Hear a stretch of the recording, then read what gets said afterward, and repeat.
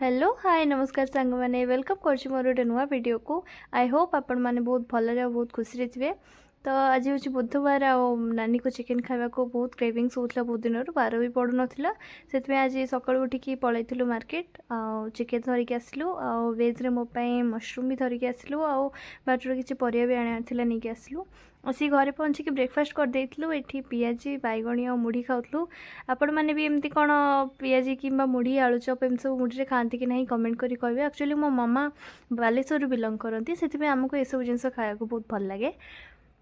ये lunch prepare करते मामा जे chicken कषा करुले गोटे नुआ टाइप रही करुले किसी से तार माने इंग्रेडिएंट्स मसला सब अलग भी थिला मोपाई भेज छतु होता तापरे खाई पीकी रेस्ट नहीं भाउज आज बापर को जाते आम घर आज रिटर्न कले आत दिन है बापर रहीकि आसले मन तो पड़ो तो सन्ध्या आसिकी टे से इमोशनल हो गले तो आम ये बसिकी बुझाऊलु टे रोची नमस्कार।